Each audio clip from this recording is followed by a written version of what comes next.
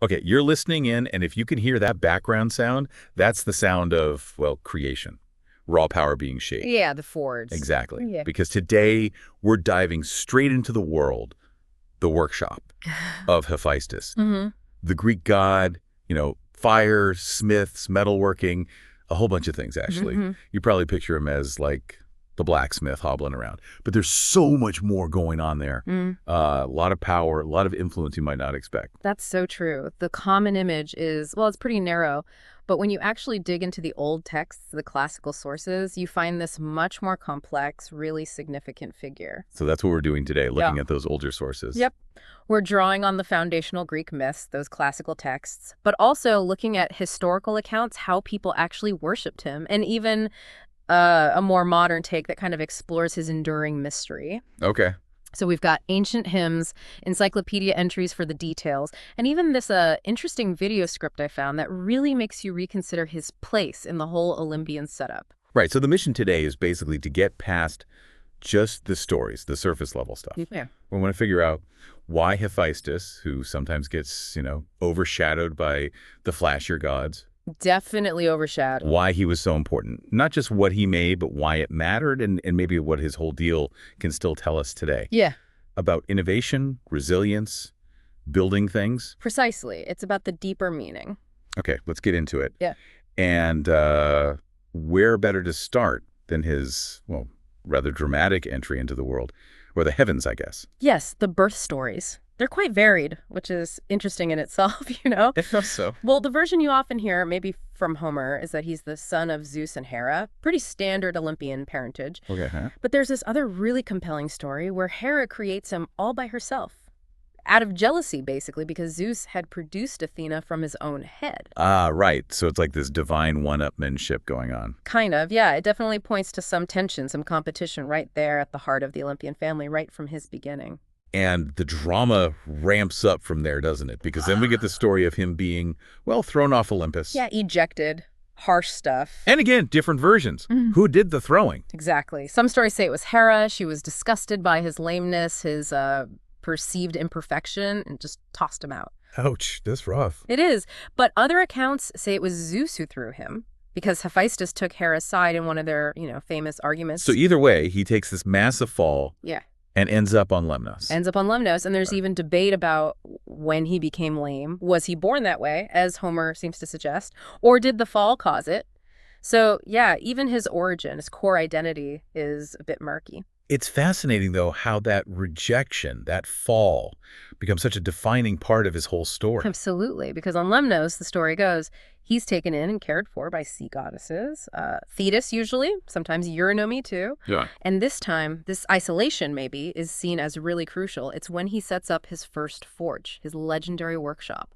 Sometimes they imagine it underwater, or maybe deep inside a volcano on the island. Wow, underwater or in a volcano. That's quite the image. A powerful link to the elements, right? Exactly. It's like that isolation, that connection to the raw earth and fire fuels his incredible creativity, turns a negative into his defining strength in a way. And from that rough start, he becomes the master craftsman for the gods. I mean, the list of things he made is just incredible. It really is. Think about it. Zeus's scepter, the symbol of his power, and the aegis, that protective shield or cloak. Right, key symbols. Hermes' winged helmet for speed. Even Hera's private rooms had these secret locks he designed.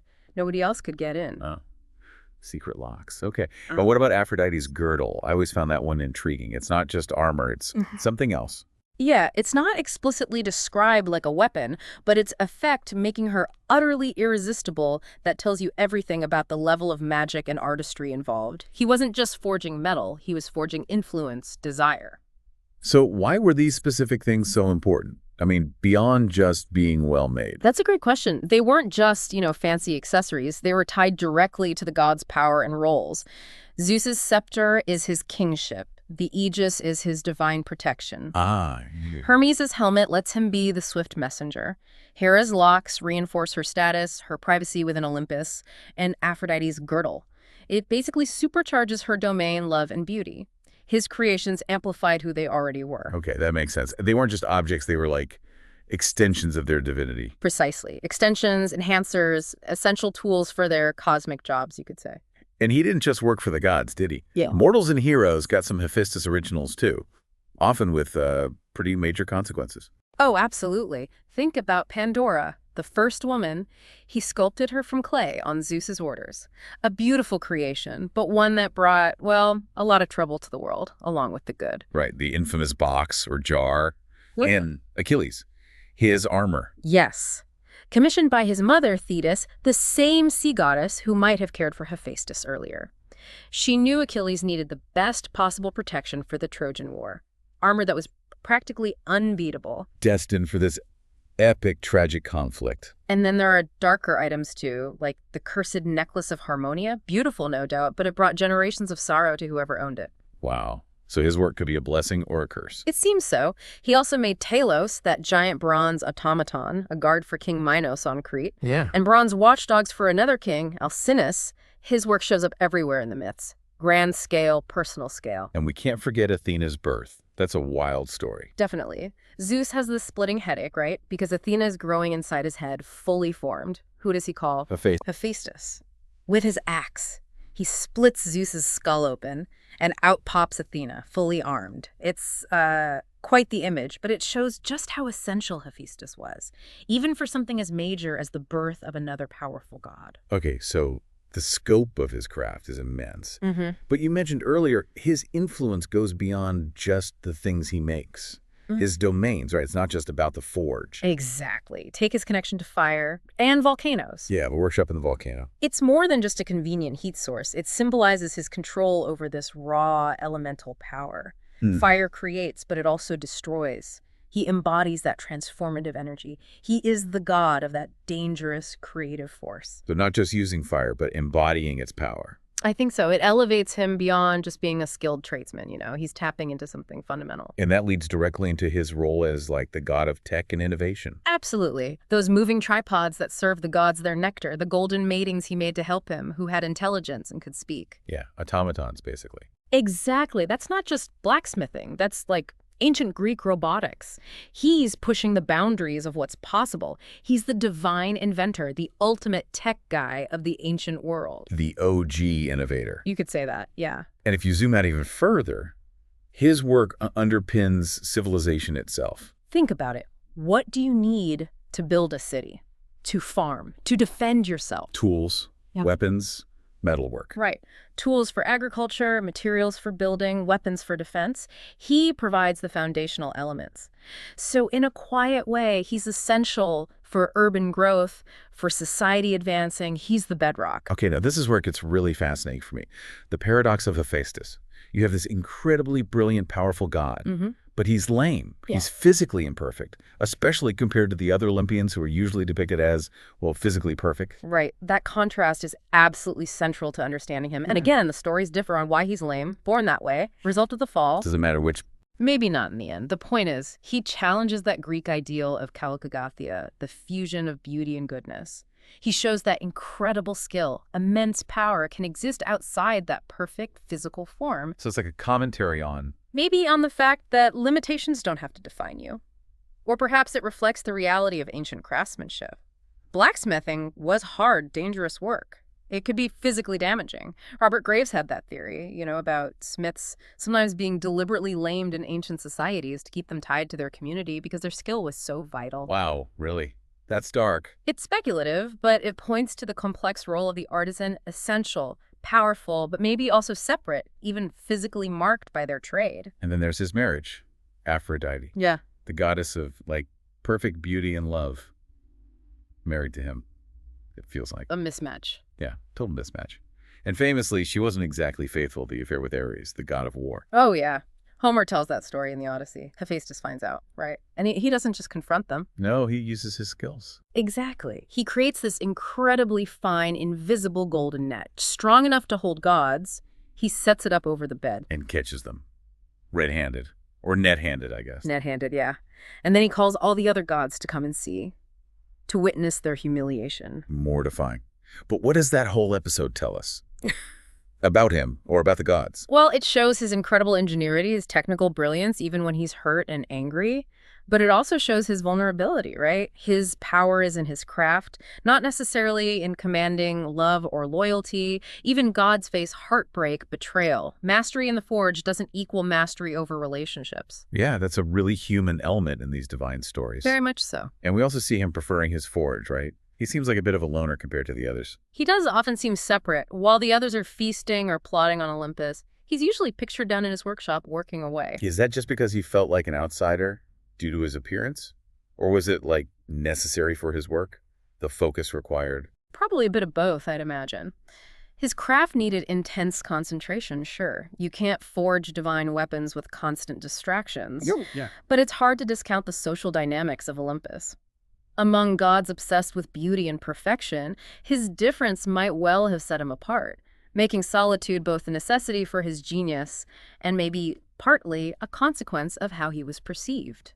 Yet, despite all that, the rejection, the potential isolation, he seems to be pretty benevolent towards humans, doesn't he? He really does. Considering his own rough start, being thrown out by his mom or dad, he's consistently shown sharing his skills, giving humans the tools they need to build and thrive. Unlike some other gods who can be pretty capricious or self-serving. Exactly. There's a generosity there, a connection to mortal progress and practical needs that feels quite distinct. And we mentioned Pandora earlier, but this idea of him creating beings with sentience, that's more than just making objects. It really is. Those golden attendants who could think and speak.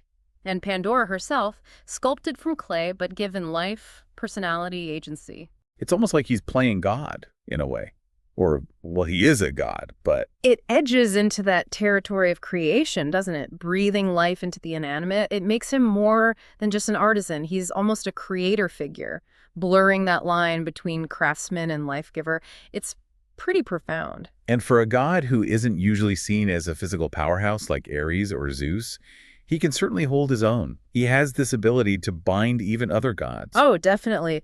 Don't underestimate his strategic mind. Remember the story where he traps his own mother, Hera, on a throne he made? Oh, yeah.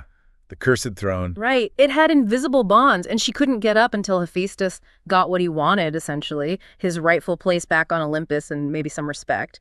It shows cunning. And the net for Ares and Aphrodite again. He trapped the god of war himself. Exactly.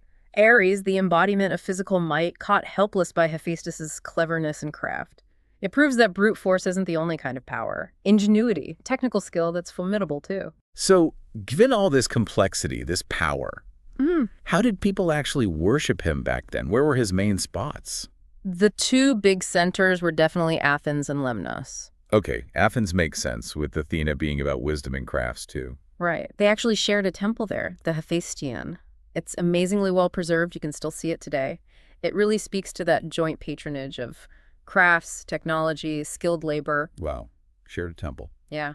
And they had festivals for him, too. The Chokia, which was specifically for bronze workers, and then a bigger one, the Hephaestia, every few years with parades and sacrifices. We even have some old religious writings that talk about the specific rituals. So he was a big deal in Athens, the heart of craft and democracy. And Lemnos. That goes back to his origin story, right? Where he landed after the fall. Exactly. It was deeply connected to him. There was a city called Hephaestia on the island, named for him, with its own sanctuary. The whole island had landmarks linked to his myths, places where he supposedly worked. So very tangible connections. Very. And even the local earth, Lemnian earth, was famous in antiquity.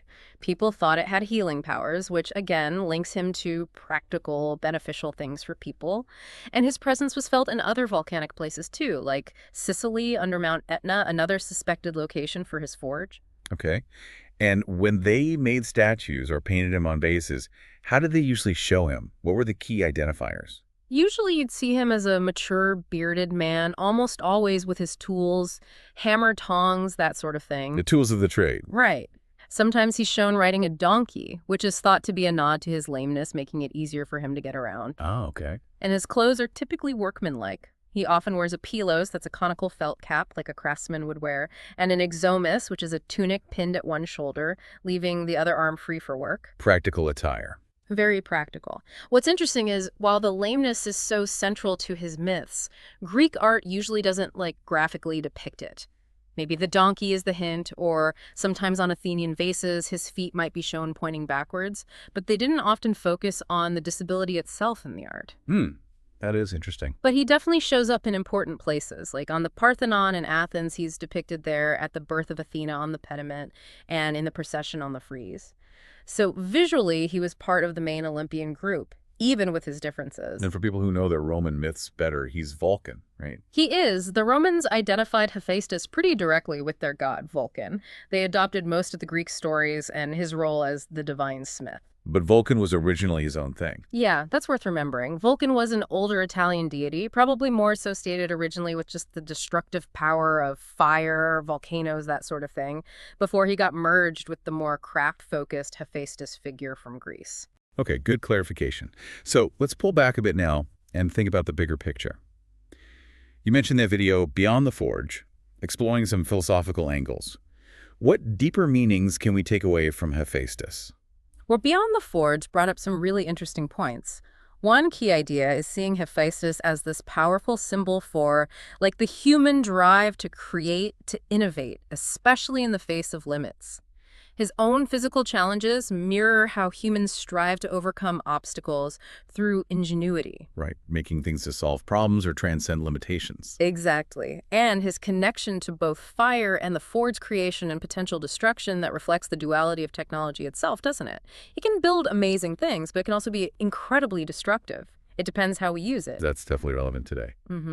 And his isolation, his imperfection, maybe it's not just a sad part of the story. Maybe it reflects the kind of intense focus, that detachment from the mainstream that's sometimes needed for real genius, for groundbreaking work. Like you have to be a bit separate to see things differently.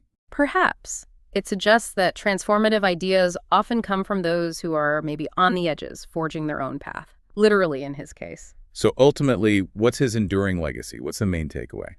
I think his story really teaches us the value of practical skill, of know-how, the importance of resilience when things are tough, and the quiet, immense power of creation itself.